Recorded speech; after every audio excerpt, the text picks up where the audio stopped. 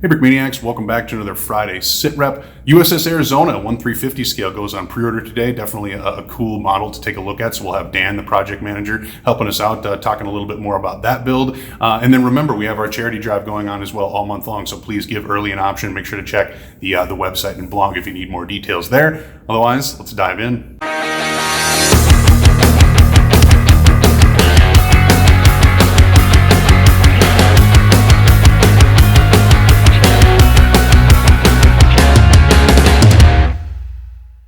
Okay, and for this week, we're checking in with Dan, taking a look at a special release. So this is the USS Arizona, designed by Brick Ships Designs. And as you can see, it has got a lot of detail packed into kind of a small. What scale are we working with again here? This is a 1/350. Okay. And I should clarify, Brick Ships Design is the Instagram handle. It's Correct. Gregory LeBlanc is the actual designer of this ship. So I'm the facilitator. I'm the project manager in this one. So I'm helping it along. Doing some improvements where I think it can be improved, and otherwise this is a great model. The look is perfect. It captures the USS Arizona perfectly.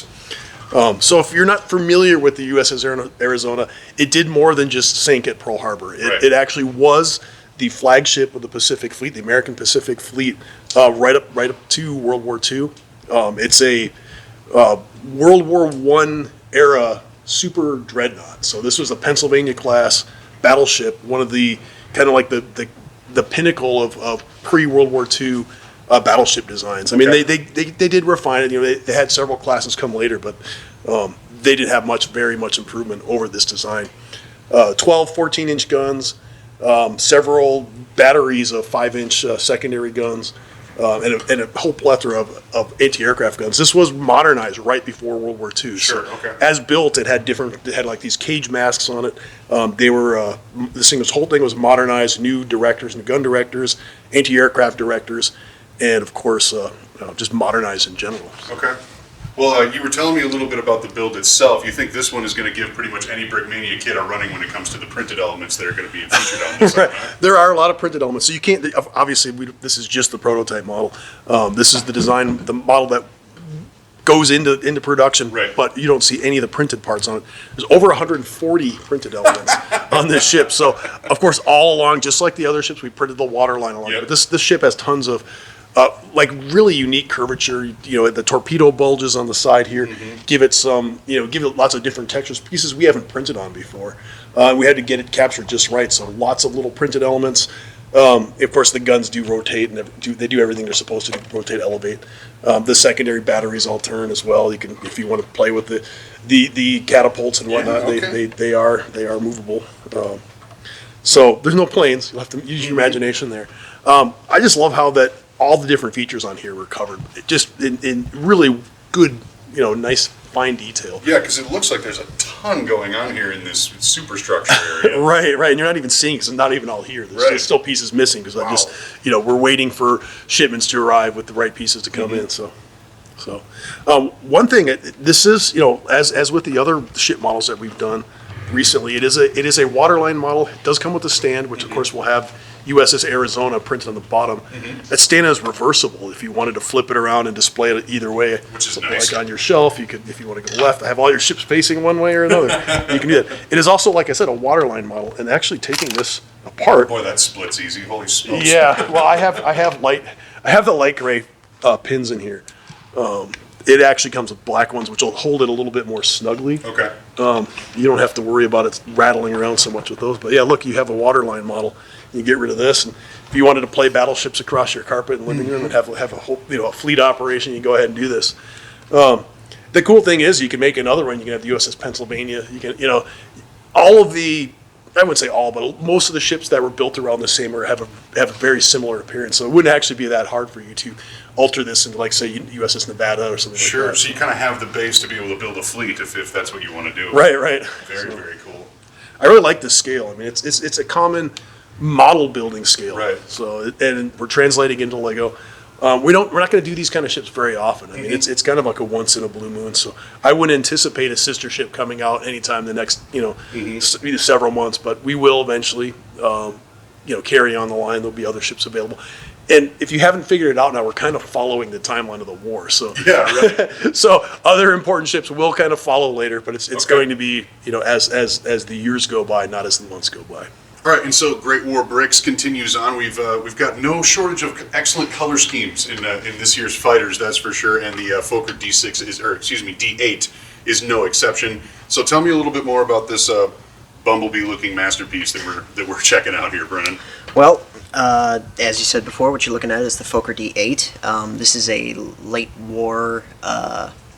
First World War biplane that was fielded by Germany and largely considered to be probably the best fighter they ever put out.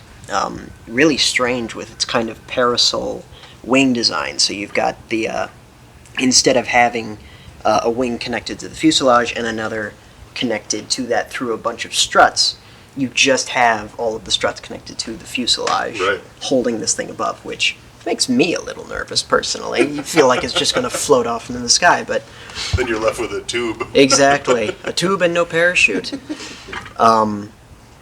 But like they said, it's largely considered to be one of their better fighters. And Katya found Katya made this, by the way. Mm-hmm. She found a really cool looking paint scheme for this. I've seen. That's been a theme for Great War Bricks this year. Seriously, I love seeing Slayer's all the been colors. busy, no doubt. Yeah. Right now it doesn't have any printing on it, but it will. We're going to get kind of an iron cross on both of the wings. You're going to get your standard Fokker propeller and the flat silver pistons under the engine. And then you'll get a balk on the center line here-ish. And Slam's gone a bit nuts because he's decided to print a final cross in the space back here. So it's kind of nestled in there in the brick build. And so you're going to get a whole piece that will be just... I'm curious to see how it turns out. Yeah, okay. Hopefully it turns out well. But big ambitions for this one. You'll get your pilot, a couple of MG08s with the air barrels, and overall, just a really solid little kit. Yeah, definitely an excellent addition and something that is unique. Yeah. Let's just put it that way. When the colors come together, it is definitely unique. But that's been the theme this year, and it's cool to see available on pre-order right now. Brennan, thanks for checking in. All right, and for Great War Bricks, we have the Canon 6517 designed by Comrade Katya. And so I've got project manager Dan here taking a closer look at this thing. And you were informing me before this that there's actually a lot of history behind this relatively small gun. Right, it's a cool little, relatively unknown for us, small pack gun, actually. So pack gun means it can be dismantled in small components, loaded onto pack animals, and then in this case it's a mountain gun. So Hiked up into the mountains. right, so you had five separate loads put on 5 mules and hiked up a mountain. So like in World War I, this is definitely used by the mountain troops. There's a lot of fighting going on in the mountains between Austria and Italy. And there's a lot of documentation of this particular gun being hauled up in the mountains and then used against the Austrians, of course, and any other enemies of the Italian kingdom. However, you don't normally see it with this huge shield. This splinter shield is provided for the crew. Typically speaking, in the field, they would leave that thing behind because it was big, heavy and burdensome. And You need extra mules. the part of the popularity about this gun, it was so lightweight they could pretty much drag it anywhere. And when you add this big heavy shield on it, it sort of defeats that purpose. So, this gun was used. It was popular in World War I and remained in service with the Italian army. The mountain troops started out with it, then the regular army got a hold of it and said, "Hey, this thing's great. It's small. It's lightweight. It's very powerful." They had them in. They brought them with them to Spain during the Spanish Civil War, and then had them in North Africa during World War II. They'd actually mount these things on trucks, cart them around, and they were like portable anti-tank guns. They loved these guns. You're right. You'll see them on loaded up on lorries, and then they would be used for convoy protection, things like that. But and interesting enough, when Italy surrendered to the Allies in World War II, the Germans captured anything that they could, always that they found, and they used them against the Italians, against the Americans and the Allies. So it did continue to the end of the war being used, not necessarily in the Italian hands, and in some cases even against the Italian former owners. So kind of a sad little end of that story. But great little gun. Let me pull this thing off so you get an idea of what this thing would look like without the shield on it. Where it probably would have been used. Right. So this is the gun. So this is how you're most likely going to see it. Brick arms barrel on here. Quite a cute little thing. One thing I should point out is that because of these wheels, these are old Lego wheels. These are from like classic Castle days. Lego hasn't made these since like 2005. So we were only able to get enough to make 50 sets. Okay. If we can get more, we'll make more. I know this is going to be a popular little gun. It's just unfortunate that we can only make that small amount.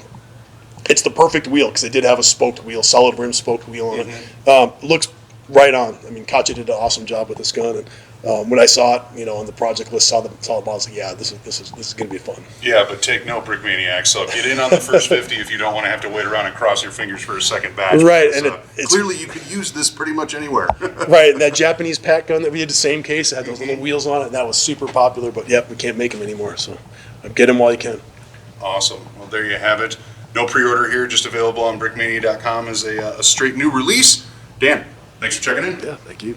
All right, so that will do it for the Friday sit rep. Remember, Chicagoland people, we will be in your area on the 12th or the weekend of the 12th for a little in-store event on Sunday. So if you're able to, make sure to book your trip, come down, check us out, and see the new facelifted store once we finish some of those upgrades. Otherwise, that will do it for me today. Thank you very much for watching.